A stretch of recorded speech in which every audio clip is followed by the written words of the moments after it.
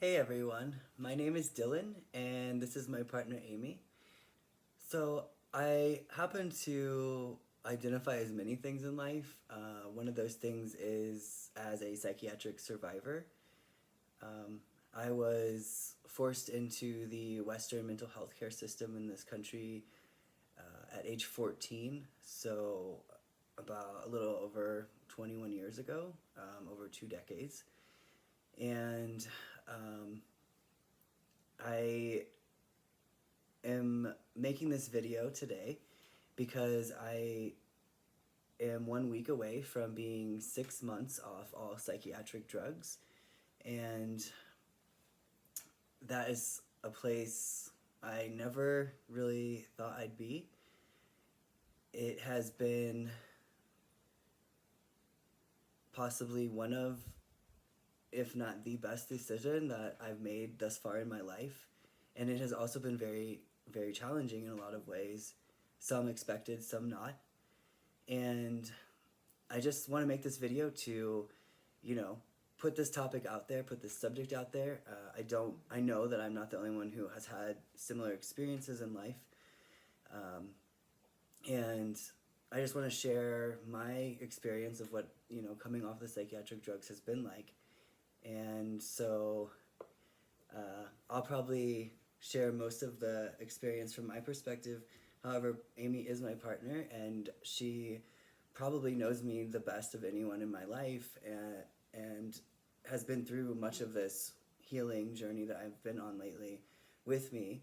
And so we're just going to kind of have a conversation, and she might, occasionally share things from her perspective of this too.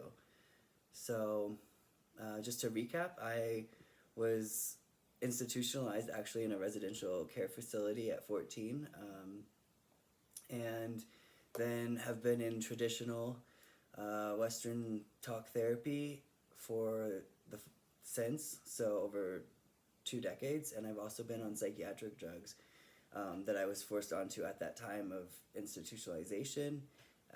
I left that facility on probably 8 or 9 different psychiatric medications and have been on a various cocktail since as well for over 2 decades. And as I mentioned, am coming up on just a week away from 6 months being off all psychiatric drugs. Well, I first wondered if you wanted to just mention like some of the medications. You've mentioned you've been on a lot of different types of psychiatric medications, but I wondered if you wanted to mention any of those or like broad categories, just so folks kind of know what your experience has been like coming off. Yeah. I've been on, the older classes of medications as well as the newer classes. I was at 14. I was start on at least, I believe, 2 antidepressants at the same time, and as well as antipsychotics. I've taken various sleeping medications and the mood stabilizers and anxiety medications. There was a point in my life where I was taking 4 Xanax a day, for like many years actually, just to kind of get by, supposedly. And then in more recent time, just since we've been together, as you know, I was started being prescribed exorbitant amounts of stimulants for a diagnosis of adult ADHD. And what I have now realized was actually the underlying problem for me, the underlying issue all along for me was unhealed trauma. Those stimulants kind of really magnified that in a lot of ways, and kind of really was the medication category that prompted my ultimate decision to stop all psychiatric drugs, and because it just magnified that unhealed trauma, and it played out in the dialogue with myself and how I was feeling about myself and my day-to-day mood, as well as in different unhealthy dynamics in our relationship. And it really was like a pretty extreme time period. and I think that it needed to be that extreme, I guess, in a sense, because it had already been 2 decades, right? And like, I was just under this belief that I had been told since I was started on all those meds at 14, which is that I would need psychiatric drugs for the rest of my life in hopes to be able to have a semi-normal kind of life. And what a bright, optimistic future that was, you know? So, this is new territory to me. I never expected to be here. This is the longest I've been without any psychiatric drugs and this clear since 14. So, yeah, that was the prompting event. The stimulants kind of magnifying everything made me come to realize, like, there's actually something much bigger than me and than this going on, and that I have to be the one to figure this out, and this is not okay. Yeah, it seemed like it was a pivotal point in which, like, the negative side effects from the medications you were on, which had always been there had always been negative side effects to the medications you were on, but it seemed like a pivotal turning point in which, like, those negative side effects, like, started to outweigh anything else. Yeah. Yeah, I mean, you know, it's like not a recommendation at all. It's in fact the opposite. However, I think a surefire way to like kind of magnify, like, you have, you know, a lot of unhealed trauma, and including attachment trauma, is to provide someone who has that an exorbitant amount of stimulants, of Adderall, you know, like, It's the same it's not category. gonna go well. It's the same category as like methamphetamine. Yeah. So it ramps you up. Yeah. So that it became to the point where it was not, I was no longer able, it was that I wasn't just like totally numbed out and sedated, I guess, without even realizing it, sadly. It was that I was like, this is not okay. Like, I'm behaving in ways that I'm not okay with. I'm thinking things that I'm not okay with. I feel things that, like, I know that is not coming from me. It just pointed out, like, this is not the answer. Yeah. I mean, I know from my experience, it seemed to, because there was a lot of, like, minor medication tweaks happening around that time, but it just seemed like overnight, suddenly, you were a different person. Yeah. And then until you started coming off those medications, that didn't really change. It just was like, to me, it felt like your inner spark had somehow been covered up with something else. Yeah. Yeah. I think that, you know, it was just depleted. And literally, because the way, you know, one of the ways that, you know, ADHD medications in particular work is by amping up, I believe, is amping up dopamine receptors in your brain and getting more dopamine flowing. So, like, it was to the point where I was so depleted of that chemical in my brain from these things that I was, you know, choosing yes and had been told to take and prescribed these pills every day, multiple times. It was depleting this dopamine until there was just nothing good there. There was nothing good left, and nothing felt good. It's very reminiscent of what I would imagine it would be to, like, live with an addict. Yeah. Yeah. I think it highlighted, you know, I've learned many lessons, having been in therapy and taking psychiatric drugs for over 2 decades, and it highlighted that just there's something altering me, and I began to see that because I knew what was happening externally, and again internally was not me. And I knew that, like, I also knew at the same breath that I was being told, like, these are the answer, like, take these pills, like, they will help, like, and I just had to get to a point where I somehow clung on, I guess, to the last light of hope in myself, in a sense, not to be overly dramatic, but to find that courage to be like, honestly, I just want to know who I am. I want to know who I am and what I'm working with and what is actually there when I take away these pills.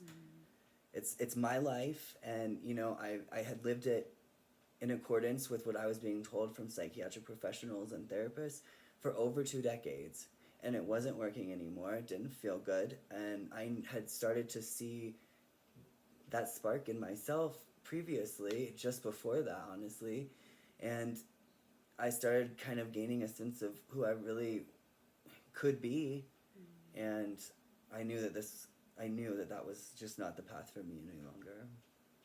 So ultimately, your decision to go off of medications is kind of a controversial one still in today's society.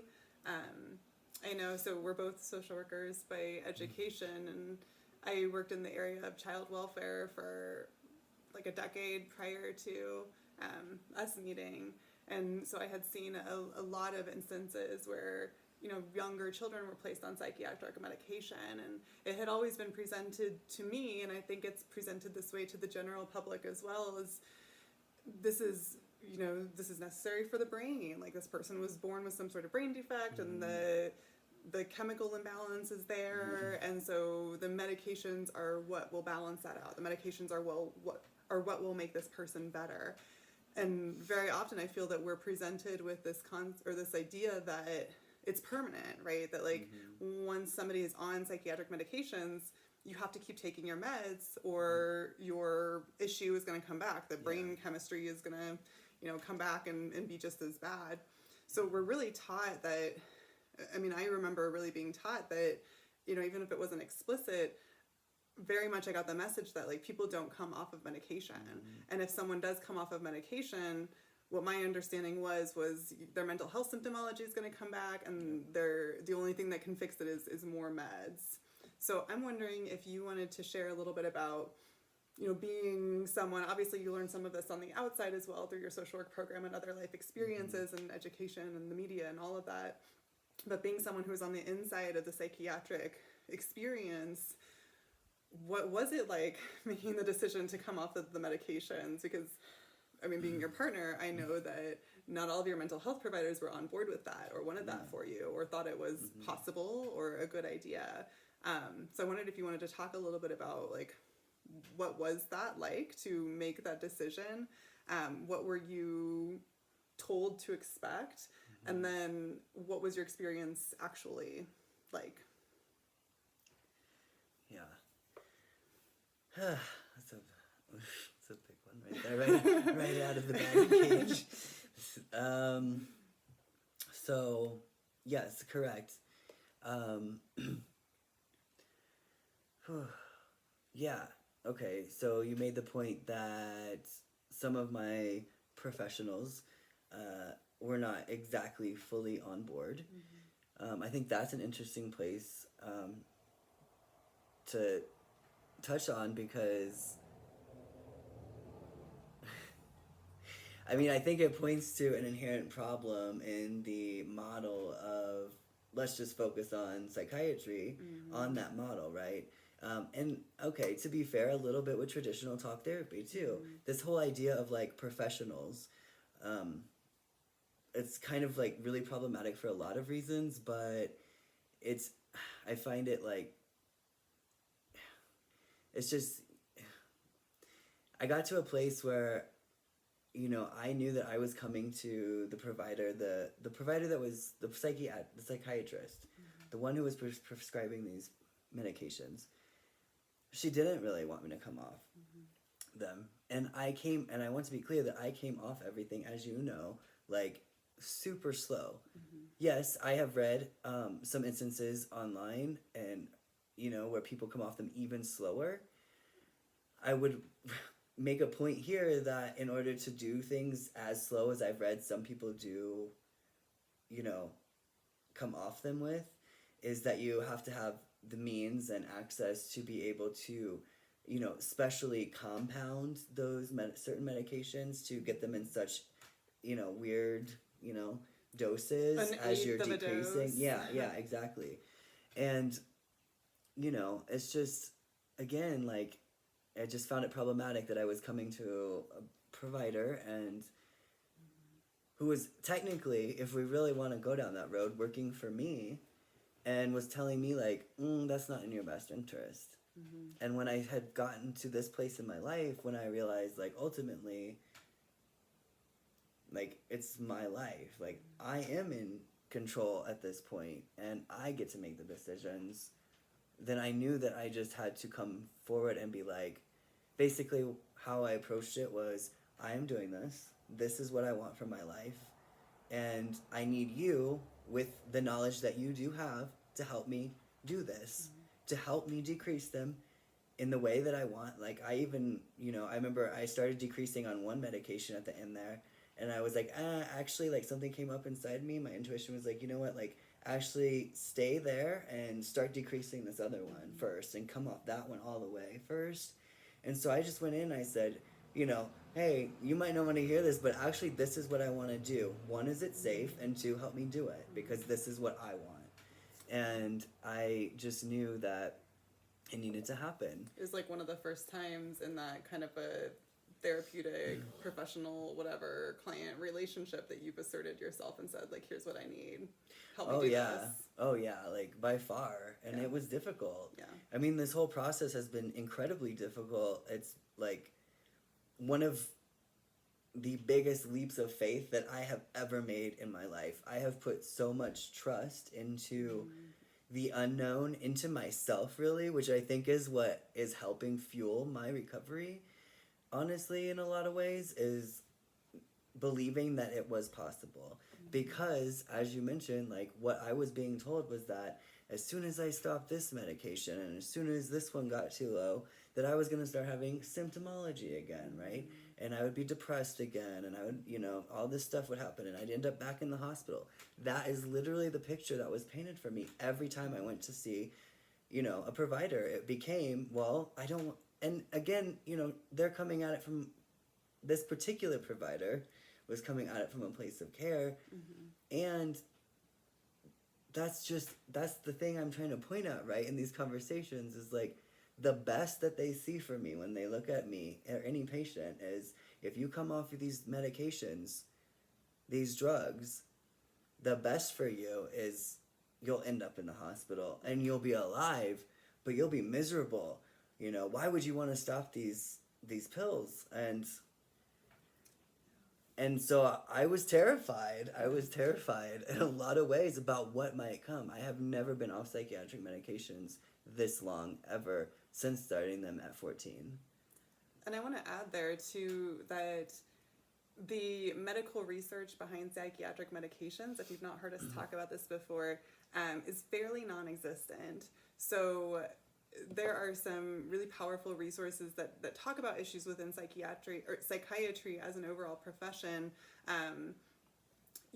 rooted even in the types of education that they receive and how research studies are funded. There's a lot of variables that go into play in determining what ends up being scientific research and what doesn't end up being studied at all. And this topic is something that has really not been studied at all because there's no financial incentive. Like, right. Let's be real, the thing about medical studies is people engage in that in this era of capitalism to make money, and there's no money in people coming off of medications. There's money in people staying on medications and going on medications.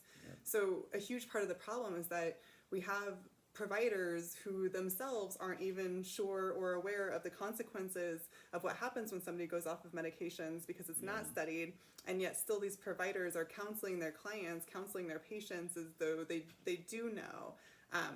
When in reality, we don't even know why psychiatric medications impact the brain the way they do. Like, we don't even know why these pills work in the first place. So there's a lot of certainty that seems to be presented through a lot of scientific fields, psychiatry in particular, at least in this particular topic right now. There's a lot of certainty that's presented, and the certainty from a scientific research standpoint is simply not there. I'm somebody who, I teach statistics at the college level. I got through most of the coursework towards a PhD in sociology. I've looked into a lot of this research. Dylan has as well. You've done papers on this and studies on this and read a lot of studies on this. And it's not as certain as it is presented to be. So the issue of empowerment really becomes problematic here because clients are not being presented with, you know, if you stay on medications, here's some of the negative outcomes that could happen to you. If you go off of medications, here's some of the negative outcomes that could happen to you. It's not being presented as like a choice. It's being presented as a one-way track, when in reality there are many different tracks that people can choose to go down. Yeah. So that leads well into like, what was the experience like then? Like, how did the experience of coming off of the medications and being off of the medications for these last 6 months, how did it either match or not match what you had been told, what you had been socialized to believe? Right. Yeah. So when I remember, as I was like, at the time, painstakingly, gradually decreasing these medications, and then when I got to the point of ultimately stopping, it was like almost like I was like, oh God, like where's the depression gonna come from next? And like, and it's just like, it was almost like it was so deeply ingrained in me that my depression was gonna come back, that like it was just like I felt like on guard about it. And honestly, like, it was just a very weird experience in a way. Weird is the word I probably would use, in that I was having this experience, like sleeping with one eye open, not really, but like, you know, and it was like almost like so early on. I think it was probably about the 2-week mark of no psychiatric drugs at all being intaken, that I was like, wow, I am waking up and I am clearer and things are more vivid than they have been for me in literally decades. And it was enough, a little bit more light in there to like keep me going, because especially in those first 2 weeks, like throughout stopping each individual drug and then stopping the last one, I had all kinds of physical, honestly, emotional and mental side effects aside, I had all kinds of physical side effects that were like not okay, and I know were completely related to decreasing those medications, to the point where I would go to my provider and she'd be like, oh, I've never heard of this, and I'd be like, how many of your patients have gone off these drugs after being on them for this long? And like, there's no answer for that question, right? So, I mean, I remember like being dizzy constantly for those first 2 weeks after stopping the last one. I'm not certain anymore, honestly, what the last one was, but it was like the first 2 weeks I was dizzy constantly, even when I was sitting down and still. And that's just one of the uncomfortable. I remember it being very uncomfortable. I remember feeling like I was like in an endurance test. At the 2-week mark, when things shifted and a huge part of me, and I was like, oh, I feel so clear, since leading up to now 6 months later, it has not been as black and white as your depression is going to come back. That's not how it's been. I have learned that when I'm not on psychiatric drugs, I am actually not constantly depressed and not constantly anxious. So it's like I'm learning what I need to do to what I now need to intake, that I choose to intake, whether that be a literal thing like supplements, or whether it be a more not so literal thing as like meditating and sitting with myself, things like that. What I need to intake to deal with what is happening for me, which is that I am having, I have come from a life with experiencing a lot of trauma. I have come from a life where I have attachment trauma in my past. And so what is happening for me off psychiatric drugs is I have a lot of big emotions that come up. And, that can be great and they can be not so great. And so, it's really involving, when those emotions come up, meeting myself with patience and compassion and like figuring this out as I go, and like trusting in myself enough that like I don't have to like go back to psychiatric drugs. I don't have to go back to going to therapy every week. I can do this myself if I heal the root issues, which for me was, and I believe a lot of people, trauma. It feels fitting for whatever reason to emphasize here that one of the biggest I think, lessons that has come through to me in the clarity that I have gained so far and am continuing to gain moving forward as I actually heal instead of medicate symptoms is that, and I'll also preface this with just that, you know, this was actually very, very hard for me to admit to myself. There are still moments where it's incredibly challenging. But in this clarity, I have realized that, honestly, what staying in the psychiatric model and what staying in the traditional talk therapy model did for me for over 2 decades was it kept me stuck. It kept me in those emotions. It never provided resolution of any kind. It created dependence in many ways, but it never actually, there was never really any forward momentum. It kept me stuck. And it kept me stuck in the stories of what had happened. But those stories started, you know, maybe at least as early as 3. So it's like when you're, you know, for me, I found realizing that it was no longer effective for me in any way or healing in any way to go to a therapy session, you know, week after week and be telling these stories from over 30 years ago. It just, there was never any real healing. There was never even any moving forward. And,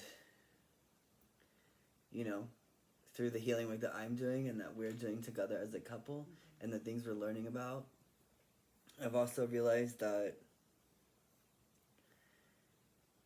I think, obviously, I have no way of proving this by any means, and I don't feel that it's necessary to prove it. What I feel is true for me is that having been put on all those psychiatric drugs at 14 slowed or hit a pause button on a lot of areas of development in my brain. And in a lot of ways, I'm 35 years old today. And, you know, from people that I probably honestly typically wouldn't associate with, these people are, you know, expecting typical 35-year-old things from me and who I am and what I do at this point in this life, in this society. And it's terrifying and scary and vulnerable to admit.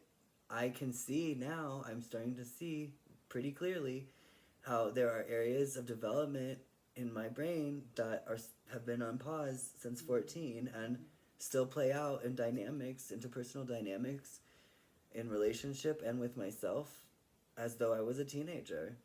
And I know that I have a lot of work to continue doing to heal those things. And while I don't feel fair, I have a lot of work to do to figure out how to heal those things.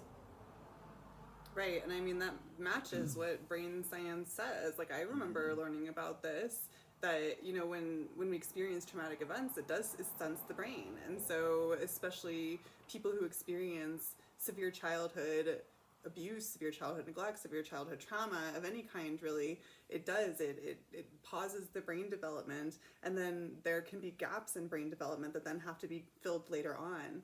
Dr. Bruce Perry is a neuroscientist who's written a lot about this, if you want to read some more, just about the process and the work that comes from redeveloping, going through those developmental stages that the brain was meant to have grown through in childhood and adolescence.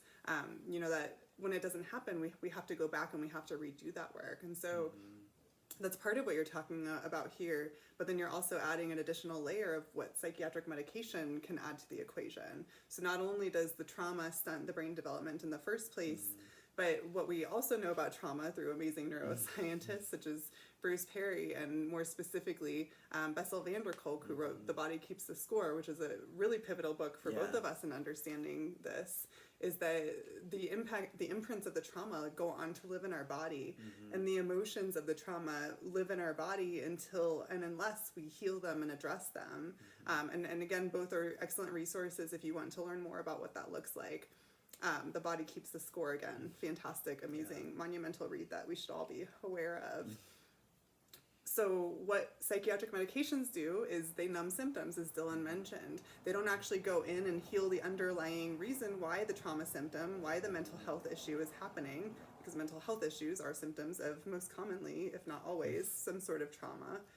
So medications numb the symptoms, meaning that we're no longer seeing the symptoms, which are really like the trauma itself crying out for healing. Like symptoms are just ways that our body and our brain are trying to tell us, like, hey, something is happening here, something needs to change here, something needs to be addressed here. So medications numb those symptoms, therefore preventing us from being able to see where those triggers are.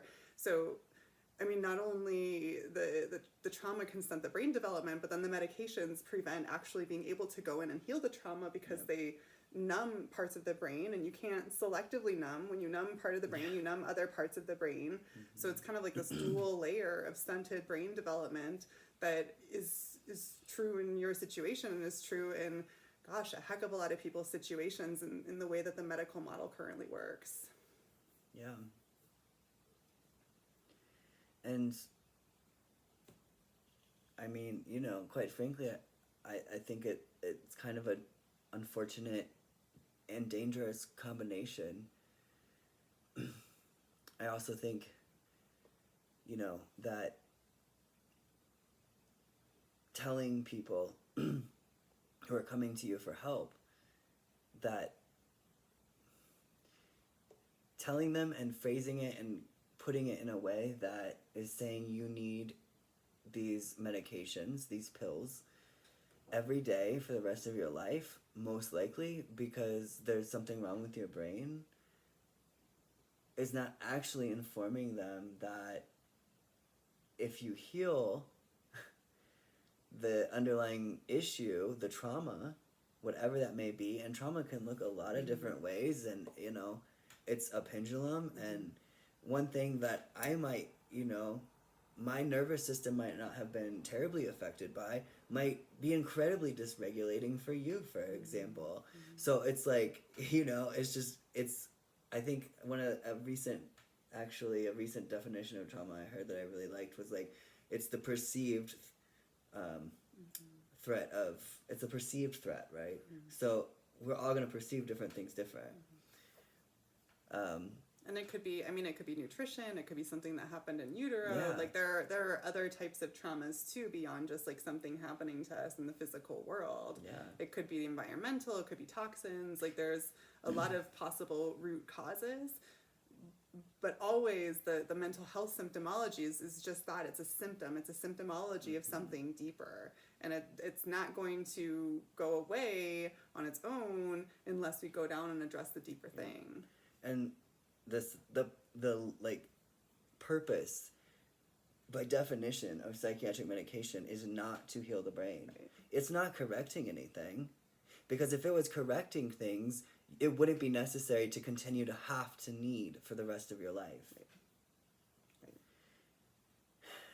And yeah, it's like, you know, women who, or people who give birth who have unhealed trauma themselves can pass it on to the baby, like, just because they're unhealed. Right, if the pregnant body is dysregulated, the baby grows in that environment. Yeah, so it's like, and it's not a shameful thing if we just all could call it what it is, which is most of us, maybe all, I don't know, have had our own special kind of trauma, right? Like, we all have our shit, and like, that's just the reality. It's just, we're not being told that it's possible to heal. And when I took that class in my social work program about childhood trauma, and when I read The Body Keeps the Score, I realized it was possible to heal, and I realized that, again, by definition, those psychiatric drugs were never going to do that for me. That it may not feel fair, and it may not even be fair, but that I have to heal it if I want to get better, and I would choose to get better and to move on with my life in a heartbeat. So I also want to add, as we're talking about this, that neither of us are trying to say that, you know, all medication is bad, or that medication should never be used, or that if you're taking medication, you shouldn't be using medication. Like, neither of our intention is to say that at all. I hope the point we're getting across is that what we do feel really strongly about is that there need to be choices, and there need to be options, and there needs to be more transparent and honest information that's being presented to people, so that medication isn't what's being given. Medication and talk therapy aren't what are being given as the only option.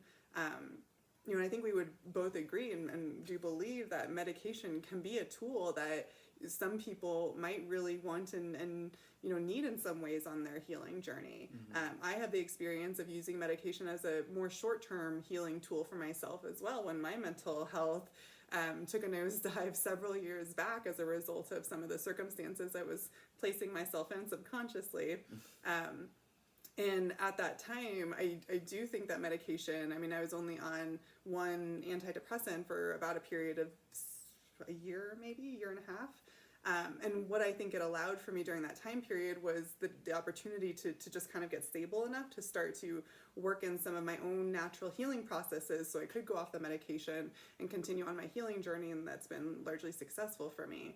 So, you know, medication can play a role in providing some space and opportunity to not be so inundated with mental health symptomology that we can't even, you know, think clearly or make decisions or have the energy to take steps towards healing.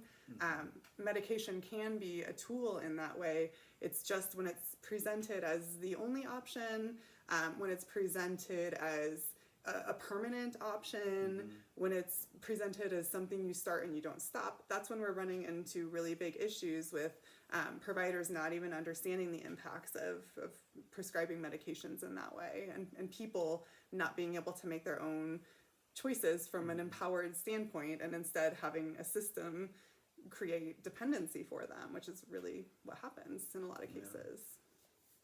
And that's the exact paradigm that I've lived in. I've lived in for over 2 decades, you know, exactly all those things you're talking about. And in that, I would like to make the point in this video here, while I do believe that psychiatric medications can have a place and a time and a purpose, and there's nothing wrong with utilizing them as that tool. It's an available tool, and if you choose that, or you feel you need it, then that is your choice, and that is valid. I also know that, like, I lived in that paradigm that you're describing of it's a permanent thing, it's you know, I need it, and I got to a place in later years where I found myself trying to jump on this kind of, like, for my own reasons, of course, for myself, to stand up for myself and kind of, like, take some power back, what I thought was at the time. And I fell into this pattern of, like, not even a pattern, I just started saying things and doing things, and basically I was normalizing psychiatric medication. And I have since seen this you know, theme in the mental health world, right? And I guess what my response to that has become is that I feel like I spent so much time normalizing something that I don't really know that I fully believe should be actually normalized. That's not to say that it's wrong to take psychiatric medications and therefore it shouldn't be normal. That's not what I mean. What I mean is that in this country, at least, at this time, psychiatric medication is the go-to response to pretty much all mental health symptoms that, you know, I guess probably aren't be able to clear it up by the person themselves pretty quickly, right? If you go to a psychiatrist, you're probably not going to, like, you're going there for help, and you're probably not going to walk out without a prescription of some kind. Right. That's the way it works. I do question whether it should be normalized as a first-line treatment and as a permanent treatment and as the only treatment, And honestly, as I was reflecting about making this video today, I was reflecting to one psychiatrist I worked with who, quite frankly, I wasn't getting anywhere. I wasn't getting anywhere with the psychiatric drugs he was prescribing me. And I brought up ECT out of, at what I felt was my experience of desperation almost. He literally told me that wouldn't help me and that nothing would. There was no hope for me, is what he told me. And then that was the last appointment I had with him. So it's not that taking psychiatric medication is wrong. It's just, it's not what it's being portrayed as, in my opinion and in my experience. And I think that that's important to note. It's not the answer. Yeah. It's one possible step that can help someone in their journey to finding the answer. Yes. But it does not start and end with psychiatry. No. Yeah. Well, we've covered a lot of ground. One thing I do want to see is there anything else that you would want people to know about being 6 months post-psychiatric medications? As you've mentioned, this is the longest you've ever been off of psychiatric medications. You mentioned how, even 2 weeks after stopping all of the meds that you were on, you were starting to feel more and more clarity. Is there anything else that you haven't talked about already that you'd want people to know about what this experience is like?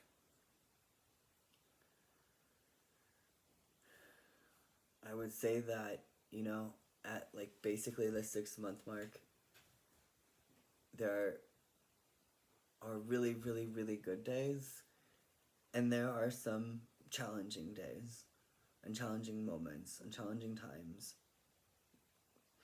And as challenging as they are,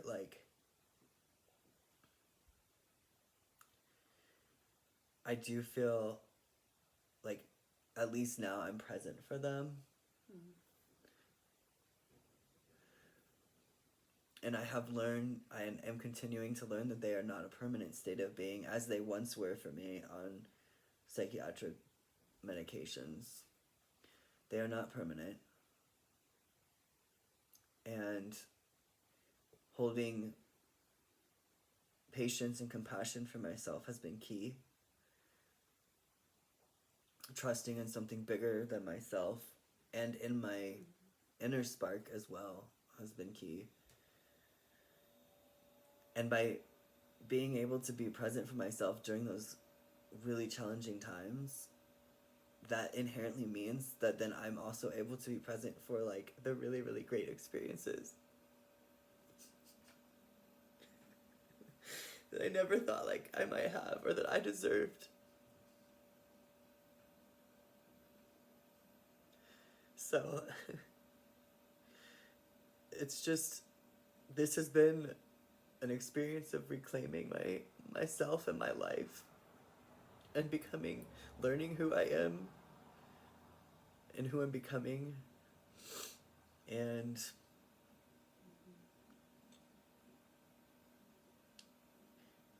that at the end of the day, it's very, very important to trust myself above any professional that has all the answers. Because no one does. Yeah. Yeah. I would also say, it's been a lot of work too. Yeah. It's not just stopping the medications and being like, well, we'll just see what happens. Yeah. It's having to take active steps to essentially fill in the gaps or step down from really the dependence on these psychiatric medications. Yeah. No longer is there a pill that can take away the bad feelings that nobody wants to experience, certain types of feelings. No longer is there a pill you can just take and will make it go away. Yeah. Now you have to actually do something with them. I mean, that's again what the Body Keeps the Score talks about is the emotions will stay within us unless we do something to heal, do something to address the wounding. So it's been a lot of work, and I think observing from the outside, one thing I've seen as being really important is the daily habits that I mean, I think daily habits for all of us will dictate our mental health or lack of mental health.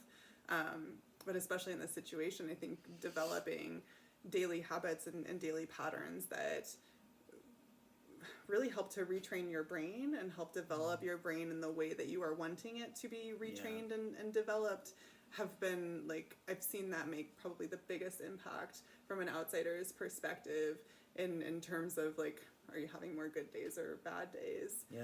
So it's a lot of work, and it does take a lot of personal accountability and a commitment to learning about healing, because this information honestly is not easy to find.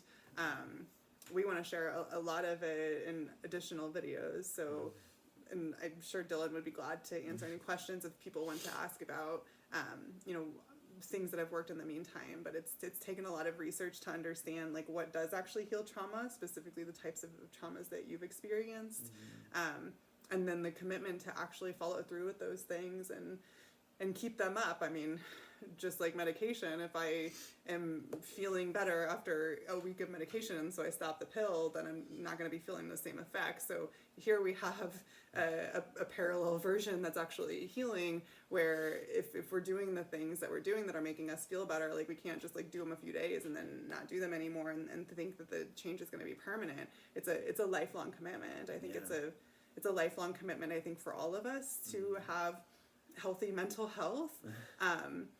And I think especially for people in this situation, to come off of psychiatric medications is a significant commitment. Yeah. It definitely has been. And I definitely did not choose the easiest path to go down in my departure from the traditional mental health care system society. If you're not familiar and know us in real life or have watched any other videos of ours yet, we've, like, taken off, and I was about 2.5 months off all psychiatric drugs, and then we took off on, like, a year-long journey, not really knowing exactly where we're going to be going, and so, you know, all kinds of instability and lack of control, and it's been a lot. Not advised. No. And it's definitely been very eye-opening, and all that more important to have those daily habits and practices. And, you know, one thing I realized is, like, I was taking these psychiatric drugs for 21 years. I was going and doing traditional talk therapy for 21 years. And all of it, quite frankly, was very passive. If I look at myself honestly in the mirror, it was very passive. And that's not easy. That's not always comfortable to sit with, but that's the truth. And now I have to do all this active work of, like, figuring out how to meet my needs, how to show up for my inner kid, or what I need to regulate my nervous system. And maybe this works better, you know, and maybe this doesn't work at all. And it's very, very active. And it takes a lot of commitment and dedication. But again, like, being able to be present for your life and, like, realizing that you're not who they've defined you as. I'm finding my inner joy, my inner spark. And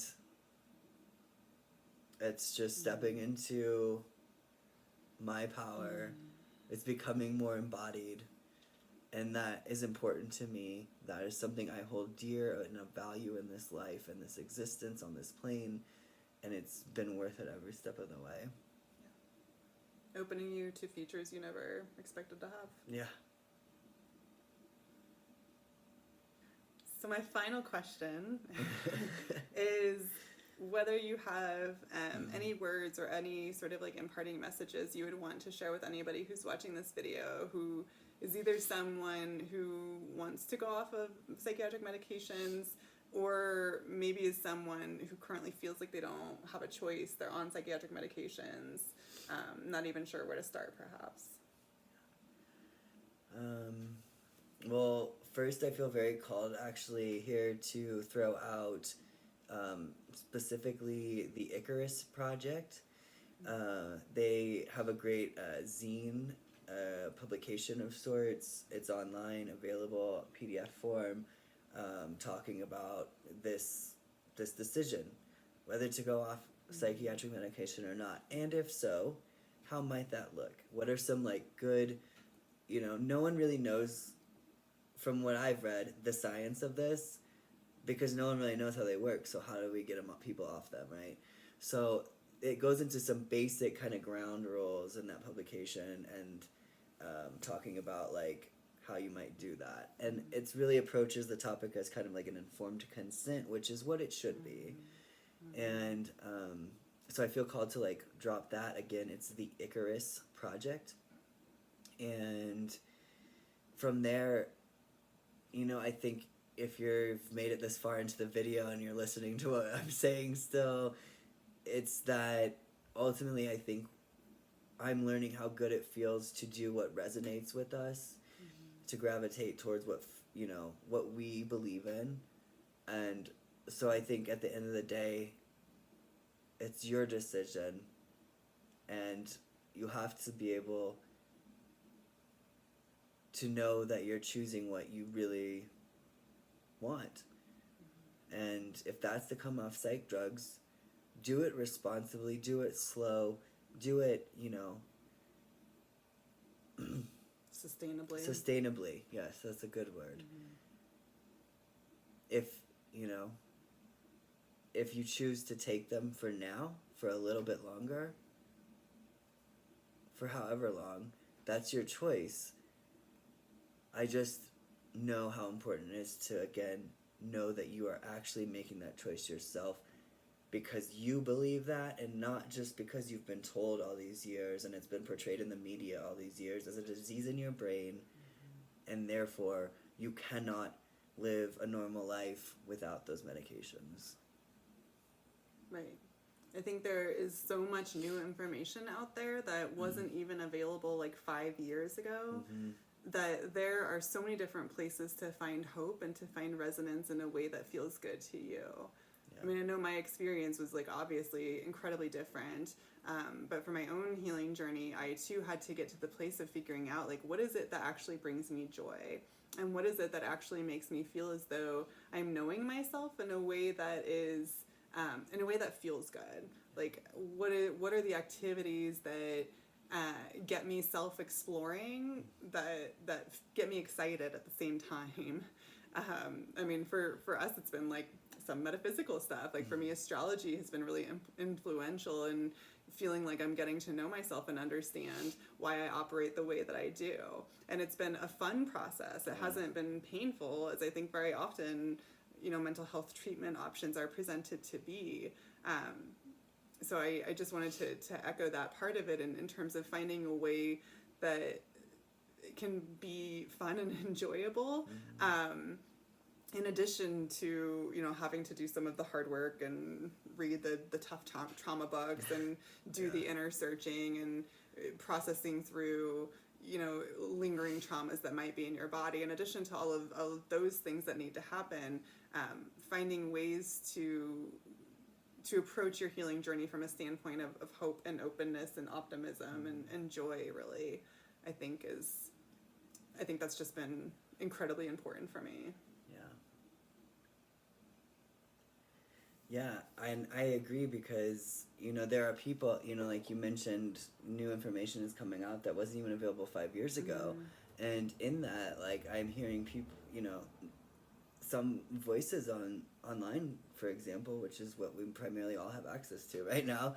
And they're saying, like, now they too are coming out and being like, hey, actually, like, I kind of, like, went to therapy for all these years and it didn't really do anything. And then I did this other thing, whatever that may be for them. And it really did do something, and now, like, actually I'm feeling, like, way better than I ever did before. And so this is coming out, right? And so therefore we have these possibilities, these possibility models, if you will, for other options. And I think what's cool about not just saying, like, I'm only going to do psychiatric medication, or I'm only going to do that in therapy, or only medical only model, whatever, Western only systems. that. Like, I think what's cool and fun is, like, realizing this is the things that can heal you, what do you like? And you get to be like so creative. I get to be so creative now about what my treatment plan looks like. Like, it's what I say, first of all, and it's stuff I enjoy, as you pointed out. It's stuff that's fun. And it feels good to like go inside, and I'm doing it way better than anyone else could have ever like gotten paid to help me do before. So it's a lot more freedom and creativity. This is the benefit of empowerment. Yeah. I guess I'll end this video with this message, as much for everyone out there as definitely for, you know, my inner self and my higher self and us, and that is that healing, true healing, is possible. And I have learned this, and I believe this. And that it comes from within.